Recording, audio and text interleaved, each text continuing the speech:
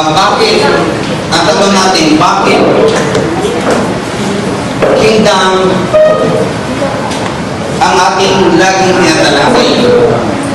Sabihin niyo sa kapatid mo, bakit kingdom lagi?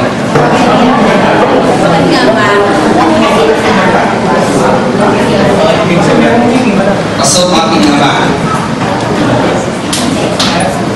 Alam niyo, ang kingdom ng kapatid, hindi ko kayo may lagi itong paulit-ulit na marinig nyo. Bakit paulit-ulit natin marinig ang kingdom? Kasi yun po ang prophecy ng banal na kasulatan. Sabi nyo, ito palang prophecy ng Panginoon Jesus. May propesya ang Panginoon Jesus, ang ating hari, sa banal na kasulatan. At ang propesya niya, ang nabulaan niya, kailangan mangyari at maganap. Pastora? Amen? Lalo na ang Panginoon Jesus ang nag-prophecy. Amen? Ano po yung pastor, yung prophecy ng ating hari, ng ating Panginoon Jesus? Ang sabi niya, this gospel of the kingdom will be preached into all the world as a witness unto all nations, then the end will come. Tama po ba yun, mga pastor, mga Christian leaders? Yun po ang prophecy ng ating hari.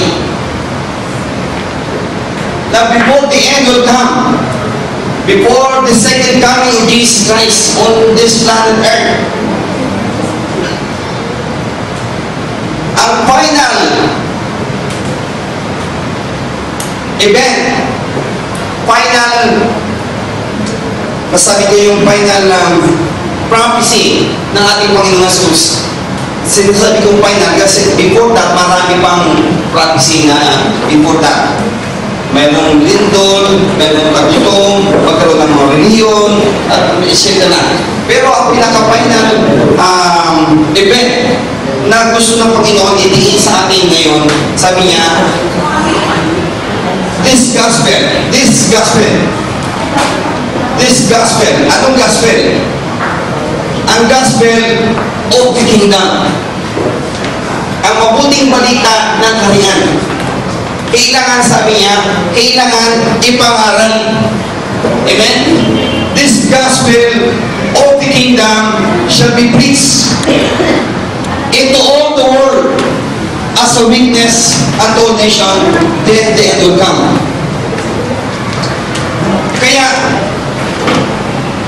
yamang ito'y nasulat at nahulaan ng ating hari bago siya dumating dito sa lupa for the second time, bago na tapusin ang takbo na sanlibutan ito, pamamahala ng taong mga kasalibutan, makasalanan, pamamahala ni Satanas, pamamahala ng reliyon, bago niya matapos ang term ni Satanas dito sa lupa, ang term ng masasamang tao dito sa lupa, ang term ng mga nasa pamunuan, nasa gobyerno, mga pulis, at lahat ng tao na masama, bago tapusin ang Panginoon at kanilang term, kailangan sa amin ng Panginoon, kailangan ipangaral ang mabuting balita.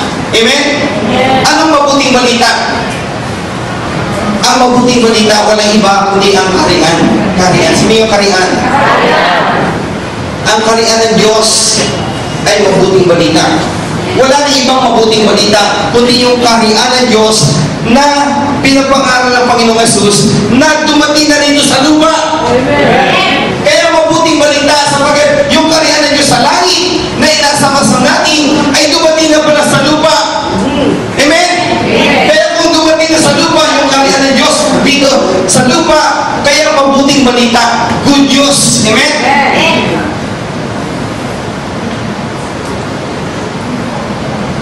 Pwede ba yung sabihin natin mabuting balita kung ang kaharian niya ay nanatili sa langit? Hello? Mabuting balita ba yun? Kung masabi ng Panginoon, masabi ng kasulatan na ang kaharian ng Diyos ay manatili sa langit lamang? Samantala dito sa lupa, ang kaharian ni Satanas, ang kaharian ng masasamang tao, kaharian ng reliyon na hindi maganda at hindi maayos, ay lumalagana at kaharian ng kadiliman, samantala ang kaharian ng Diyos ay doon sa langit. Mabuting balita ba, yung kaharian ng Diyos ay doon sa langit? Hindi. Hindi ba? Amen? Hindi mabuting balita.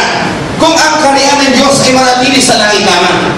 Anong mabuting balita? Yung kaharian ng Diyos ay bumaba dito sa lupa. Amen? Palakpakan natin.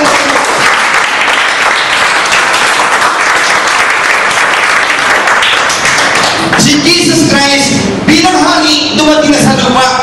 Good news. Ang hari ng mga hari, ang Panginoon ng Panginoon ay dumating na dito sa lupa para tapusin niya ang kaharian ni Satanas. Kaharian ng mga demonyo, kasamaan, kasalanan, sakit, kagandaman, sumpa, kahirapan, tatapusin ng Panginoon. Kaya ang good news na dumating na ang hari ng mga hari dito sa lupa. At dahil ang hari ng mga hari dumating sa lupa, kasama niya yung kanyang kaharian dito sa lupa. Hindi niya dala ang anumang sekta o relihiyon o anumang denominasyon. Hello mga kapatid? May nabasa pa kayo sa banal na kasulatan? May dala ba si Kristong relihiyon?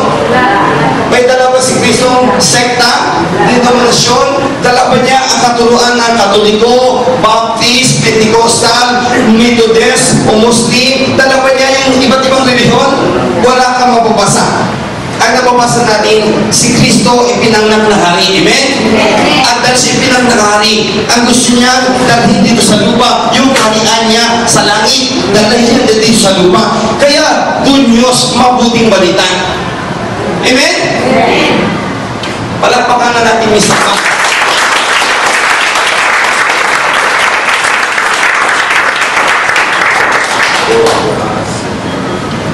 Kaya yun ang paulit-ulit nyo na mapakinggan mula nang dumating sa amin ang revelation ng kingdom ay hindi po kami nagsawa na basahin, pag-aralan, ipangaral, ipamumuhay ang kaharian ng Diyos sa lupa.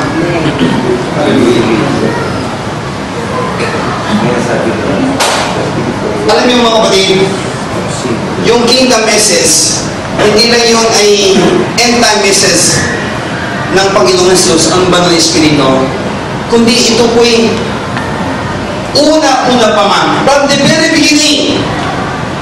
Sabi niya, from the very beginning. Ito pong kingdom of heaven on earth. Kingdom of God on earth.